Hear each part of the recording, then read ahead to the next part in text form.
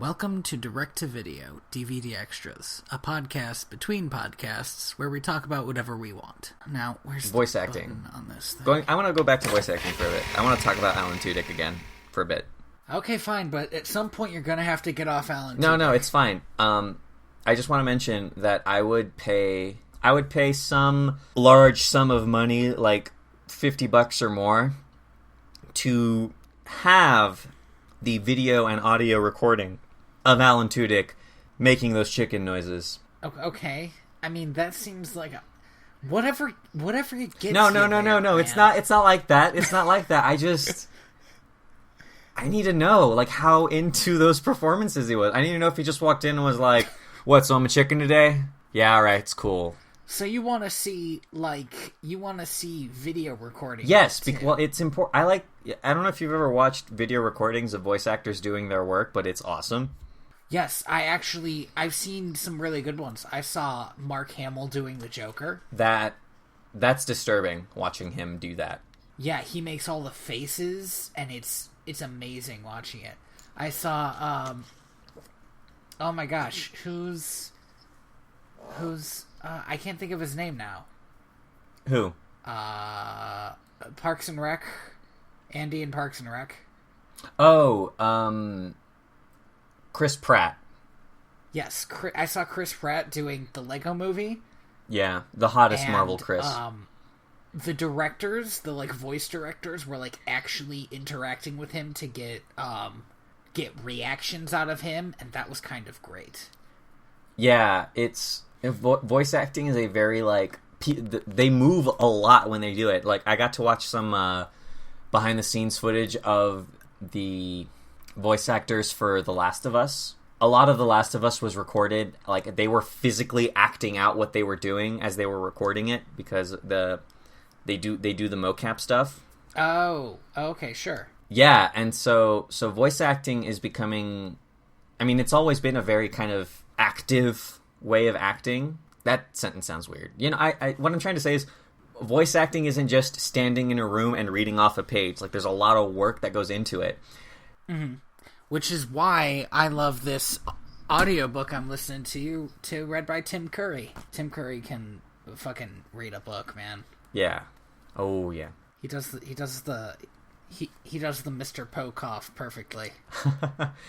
Oh my god, we need to talk about that in a bit. But before we get to talk about the stuff, the news, just finishing it up, I want to know if Alan Tudyk, when he walks into that booth to do chicken noises, I want to know if he just has a chicken voice on call. If he could just walk up to a mic and be like, "Yeah, chicken noises," and then do it, or if he had to prepare himself and do some vocal exercises and really get into that performance.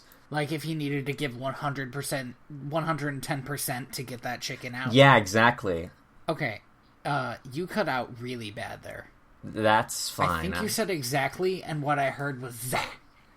Yes, I said exactly. So, a series of unfortunate events. They released a proper trailer. Yes, they did. How do you feel about it? Oh, man. Okay, a couple things. The kids seem very good. Yes. From what little I've seen of them. I think we talked about this, but I'm never on the podcast. The kids in the kids in the movie looked like models that had stepped into the world of Lemony Snicket, off of a Calvin Klein magazine or something. Yeah. And so they were weirdly out of place. They were too pretty for that world, okay? And these kids just look normal, and also maybe a little bit Lemony Snickety weird. But they didn't show, obviously they didn't show a lot of acting in the trailer, but when Mr. Poe says deceased means died, or perished means died, yeah, and Klaus just says, "We know what perished means," his delivery of that is so perfect. It was very spot on. Yeah, that I have to believe that their other acting is good. something to note about that, though, is if these kids are good actors, which I hope they are, this is going to be the second Netflix original show with good kid actors, which tells me that good kid actors exist. Netflix knows how to find them, and all of the other movies that have come out with shit children actors have no excuse, because Netflix doesn't have that much more money than... I honestly think it's about being a good director, because you have to be a director who knows how to handle kids. That is true, but... And, like, you can't... Because you can tell an actor, you're doing this a little too strong, or you need to give more energy, or something. And you say it to a kid, they're not gonna, like, get it. Because they're kids. Yeah. You know? So you need to... I think... I mean, I couldn't swear it. I think it's about being a decent director. And a lot of directors just don't know how to work with kids. Yeah, and I guess when I said that, it sounds like I'm saying, like, oh, all of these child actors are shit. But, I mean, they are, but it is not their fault. They're kids. They can only... Right, they're kids. They can only do so much because they've only had so much to learn how to act. You know, you can't just have... Like, not every kid can just be Haley Joel Osment or Natalie Portman and just, like, have had, like, years of acting school since they were a baby. Okay, but, Mr. Poe never coughs. In the trailer. Which is the one thing that we know... In the trailer, which is the one thing that we know about Mr. Poe. I really hope he does a few good Tim Curry-esque coughs in the actual show. Because it's just the one thing we know about him that's a constant. I do like his actor's delivery of those few lines that he had. Oh, yeah, he was great. Yeah, like, aloof, but also dumb. Not dumb in that he's stupid, but, like, he's slow, kind of, to the impact of what he's saying. It sounded like he did not know what to do in this situation, which I think is Mr. Poe 100% of the time. Yeah, exactly. All he wants is for these kids to be safe and happy. He does not know how to do that. They end up working at a sawmill at one point. Yeah, and he had a very timid excuse for that one. I'm watching the trailer right now silently, and but here's the thing, though. I'm not sold on Neil Patrick Harris as Count Olaf yet. Yeah. He seems a little bit too jokey, and Count Olaf is scary. Count Olaf straight up killed, gosh, wait. I was gonna say, I think they go to the fourth book in that, because I've seen up to Shirley. They do. I'm trying to think of who he killed. Well, he kills Montgomery, and he kills Aunt Josephine. Yeah, he basically kills Aunt Josephine twice. Yeah, really. He also kills Dr. Montgomery's, or Uncle Monty's, assistant, though, to get that job. Yes. And I think that's it. But that's 3 people in 3 books, so that's a lot. So there's a lot happening here. Jim Carrey's performance as Count Olaf in the live-action movie was fucking superb. Jim Carrey can tell a joke and be frightening. And the thing is, Jim Carrey just looks like Count Olaf. Yeah, really. He has that... I always imagined Count Olaf as being kind of this tall, very slender frame, and Neil Patrick Harris seems too short. Yeah. Well, and the other thing I was going to say was, like, Jim Carrey looks like the Joker, and I kind of see that Count Olaf and the Joker as having the same setup. You know? They kind of got like a pointy chin, and they're kind of gangly. And if they smile at you, that's the scariest thing they can do. Yeah. That's what I think. And Neil Patrick Harris is delivering these lines, and they're funny.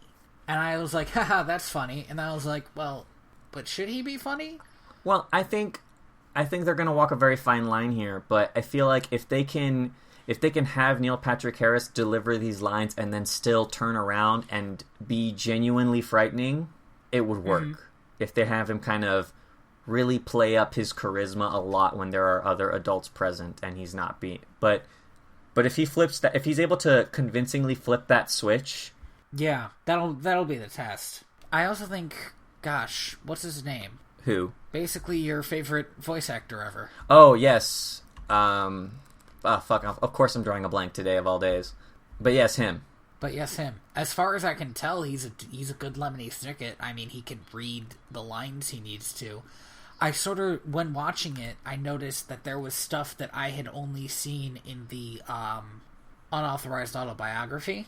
Yeah. like the code in Zombies in the Snow. That was in the book. Zombies in the Snow. Sorry? The code in Zombies in the Snow was in the second book. No. Zombies in the Snow was in the second book. It was revealed there's a code in it in the unauthorized autobiography. I could swear. Give me a sec. I got all the books right here. Because the code... Are you walking away while I'm trying to tell you about No, this? I'm not walking away. Okay, I could, because but the code specifically warned Monty about Stefano. Yeah. So he never deciphers that code. He's just watching a movie, and so he dies. Yeah, no. I remember that being mentioned Spoilers in for the book. Series 1 Unfortunate Events, by the way. Oh my god, yeah, I want to know... Alright, so I had a big revelation the other day, and that's that if you've never read Harry Potter before, half of the Harry Potter movies are really bad. Yes, I was talking to my little brother about it because we just saw Fantastic Beasts. And the first one and the second one are good, and the third one isn't. I love the third one. You take that back. The fourth one is. Take that back. I love the third one. The third movie? Yes, it's my favorite of the series. You piece of shit. It's the worst one. No, it's not. It's amazing. That scene where the camera flies into the mirror is like fucking... that movie's great. Has it one of the best werewolf transformations in a movie since, like, A Werewolf in London. Wait. Okay, I'm gonna ignore the werewolf thing because I just don't think that's how a werewolf should look. It doesn't follow the plot of the book right. Okay, so it gets rid of Harry's. So it focuses on Sirius Black, and it gets rid of Harry's. It focuses on Sirius Black, and it focuses on Buckbeak because he's important. But it gets rid of Harry's personal, I'm 13 years old, and this is stuff that's important to me stuff. Which means that you don't see him grow as a character in the movie. And also, it gets rid of the Quidditch stuff, and it gets rid of the Firebolt, which was so important. They, shove it in at the end. So here's why the third movie is my favorite movie. Oh my god. I'll turn this podcast to the ground. I watched the first 4 Harry Potter movies before I read any of the books. I got into Harry Potter hella late. The fourth movie is fun to watch. It's got some great CGI in it. It's got some great special effects in it, but the fourth movie is almost indecipherable until you've read the fourth book. Yeah, I think that was the one. I was watching it with my sister, and in the movie theater, I was, telling her what was going on. The first 2 movies are nice. They're very pleasant. I think the first 2 movies are they're the most true to the books, besides the last 2 movies. They're also very boring. Well, they have to set up the whole wonder thing. How old were you when you watched this? Oh, geez. I had just moved down here. I was probably 11, 12. You thought they were boring when you were 12? That's crazy to me. Looking back, I get they were trying to do that whole, childlike wonder, but the thing is they explain everything. And in a book, that's fine. You don't know what's going on. Doing that in a book is fine, but in a movie, they went on and on and on and on about stuff that I just didn't give a shit about.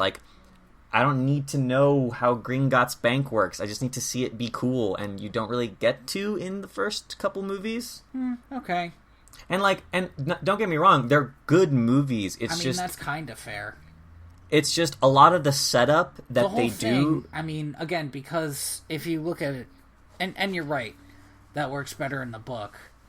But the whole point of the Gringotts setup was to come back in the seventh movie to rob it. Yeah, but the 7th movie takes the time to reintroduce you to Gringotts anyway. And the 7th book does too. I like the Harry Potter movies. They're great. But the first 2 movies are very stale. And it's kind of irritating how very this is for kids they are. I don't like being talked down to in my movies. Look, I'm missing about half of what you're saying, but what I am hearing is offensive to me. All right, but let me just get to why I loved the third movie so much.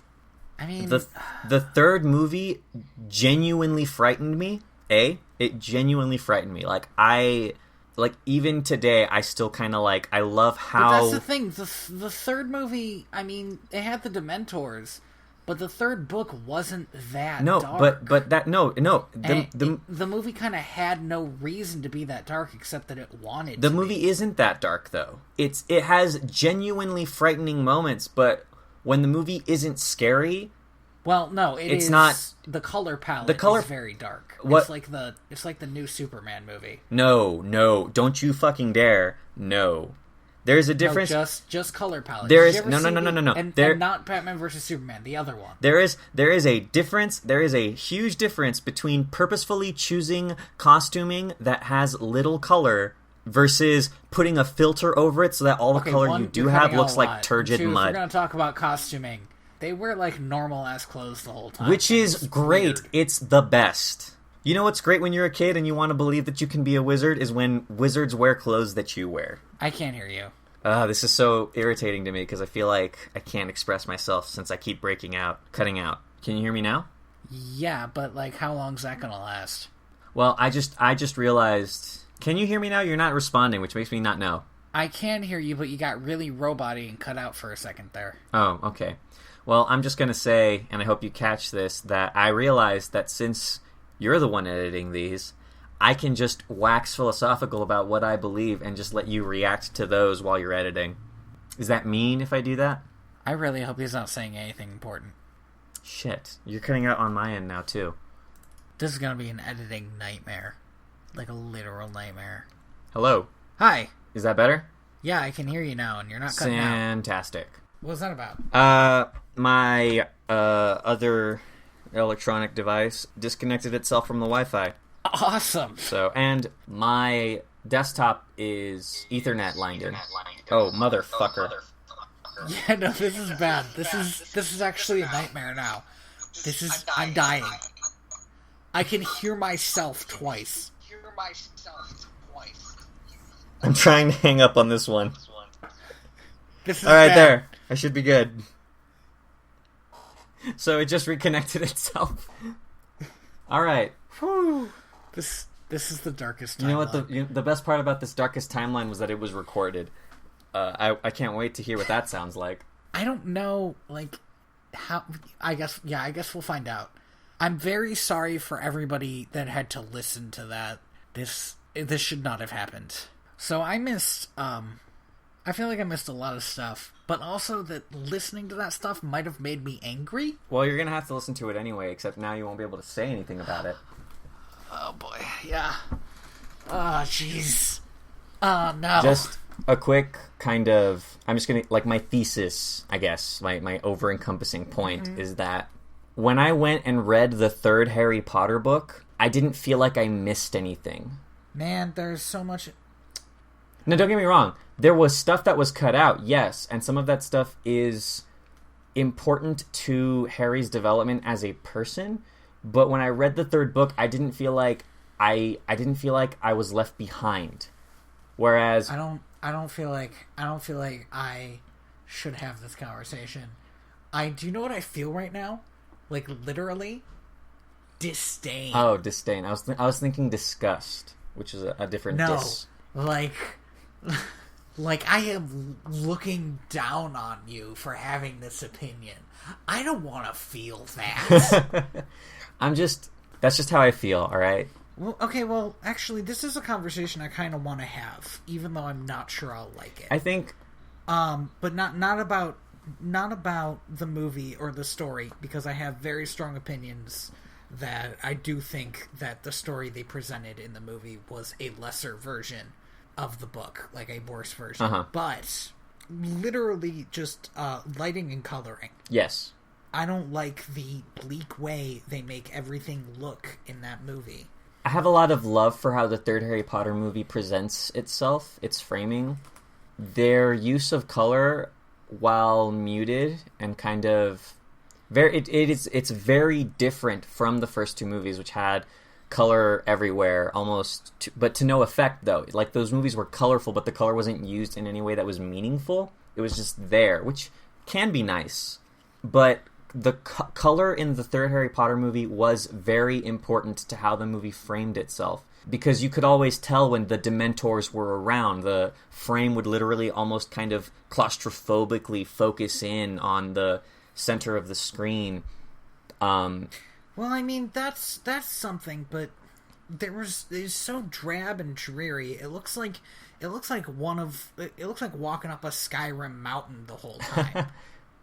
You know, and that's not even when the Dementors are around. That's just normal stuff, like when Hermione and Ron are fighting about her cat, or just like visiting Hagrid. And a lot of stuff that happens is dark stuff, but dark stuff happens in every one of the movies.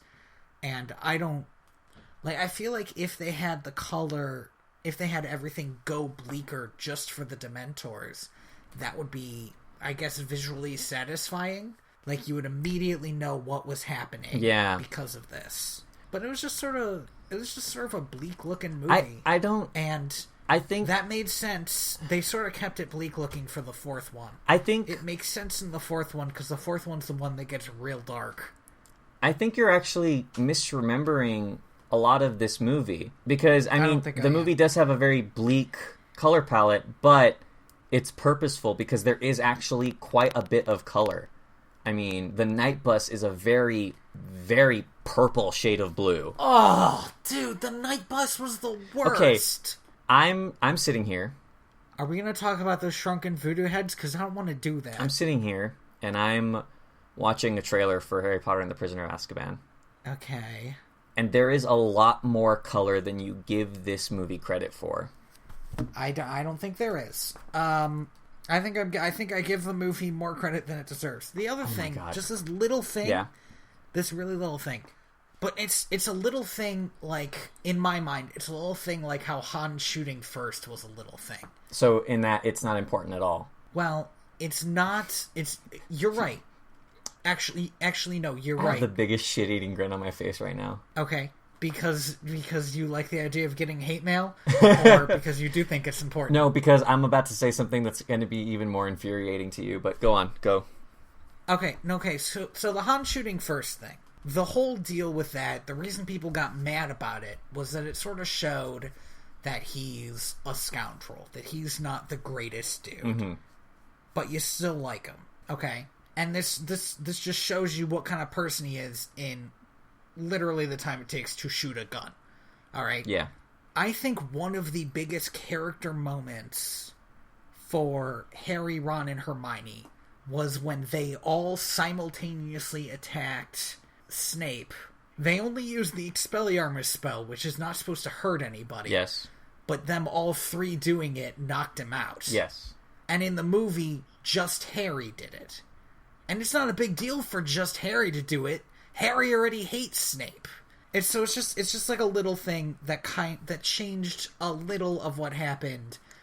And the reason I don't like it is because there's no reason to change it. I mean, they changed a lot of those characters' personalities. I mean, Ron's usefulness in terms of how intelligent he is was dialed way down. Like, in the movies, he's just kind of a bumbling idiot. But in the books, yes. in the books, they he also has... dialed down, or they didn't dial down as much as, like, simplify the fact that during that whole year, Ron and Hermione were fighting. Yeah. They, like, weren't friends for a year. And here's the thing is, like, yeah, these are things that matter in the books, but being in film, you are working with an inherently completely different way of storytelling. And because they had already I absolutely don't believe that, but okay. In the first two movies, they already decided, you know what, we're going to be changing these characters around a lot. And they do. And they stick with it for the whole movie, all of the movies. But my biggest thing, and the reason I like the third movie so much, is that the third movie is, without knowing anything about Harry Potter, a really good movie. It doesn't need the books. It's just a good movie. I absolutely disagree. I feel like the third movie was the one that was so sure about its own status as a Harry Potter movie. Like, they're not gonna make all 7 of these. So then they went on a limb, and yeah, people who didn't read the book liked it, And I feel like it's one of the weaker movies, actually. When it comes to how they put the book onto film, yes. When it comes to here's the thing. how it is alone... I guess this is my hang-up here. J.K. Rowling is a fantastic storyteller. One of the best alive, and one of the best ever, basically. Oh, wow. I don't feel, even though she's like a pop writer, I don't feel like weird about saying that. Okay. And I'm not saying what she writes has to be Bible, but I'm saying that if you take somebody's work and she is considered to be one of the best storytellers alive, and you mess with it too much, then you're already writing a lesser story. Not true. Okay. I think this is our impasse then. Yeah, well, because what you're hung up on is that she's this amazing book writer, and she wrote this amazing book that they then made into a movie. It's a movie. It's a different thing. And, like, yeah, she did... Yeah, but you say that, but I've seen a lot of movies that are based on... In fact, most movies I've seen are based on books. And whether or not they're true to the book, I feel like just the fact that they're a movie does not inherently help or hinder them. What I'm saying is that the fact that it's a movie based on a book shouldn't hinder it at all. It's based on a book, but I don't want it to be a shot-for-shot reenactment of the book, because it will never be as good as what's in my head. I completely disagree. This is why I liked Brotherhood better than the original Full Metal Alchemist. I mean, I also like Brotherhood better than the original Full Metal Alchemist. It's a better story. I just felt like I had to bring it back to anime at some point. Understandable. So in conclusion, the third Harry Potter movie is actually the best movie. It's just the worst book adaptation. The third Harry Potter movie is bullshit. And it's not the worst book adaptation. That's true. The fifth one is. The worst book adaptation's probably... Yeah, I was going to say probably the fifth one. It's definitely the fifth one, actually. Because the fifth book is my favorite book in the series. And that movie is turgid horseshit. I had a hard time reading through the fifth book again, because there are so many points in which Harry could have stopped Sirius from dying. He was just being so emo that he didn't get out of his own head long enough to save his godfather. It was rough. It was rough getting through that a second time. Yeah. I read the fifth book a lot when I got my hands on it. I think it's the one that I've reread the most. Although I don't own Harry Potter books anymore. I used to. They're not hard to find. I mean, I know they're not hard to find. I don't know if you're thinking, man, I don't know when I'm going to find a Harry Potter book, but it turns out they're super easy. I had like original bound hardcovers, and those kind of disintegrated in my hands. I have like 2 of them now. I think I have 6 and 7, and there are like a couple at my dad's house. They got passed around a lot, so they're somewhere. Thank you for listening to Direct to Video VHS? Title card DVD extras. I have been your host, Tony Robusto. And I have been your other host. And, Wow, really? I get nothing? No, it's fine. No, keep going. And I have been your other host, Andres. Prisoner of Azkaban is actually the best movie, Reyes. It's a long nickname, but... That's going to be in there. Every episode. There's going to be you saying that and me gagging. So congratulations. Hey. You can find me at TheaterBats on Twitter with an ER, if you please. And you can find me at Royalty Valens. That's Royalty_Valens. The underscore is important. You can find the podcast at direct2.video. So please be sure to check us out on iTunes, Google Play. Give us that sweet, sweet 5-star rating. Yeah, I guess that's it. Bye, guys.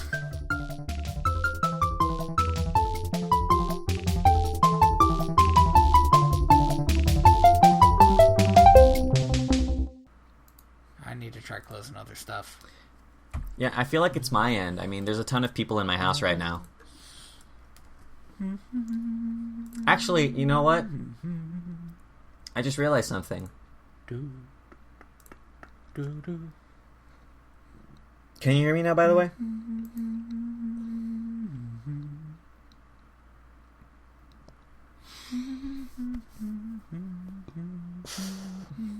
Oh, excuse me. Hello? That's okay. I did not hear any of that.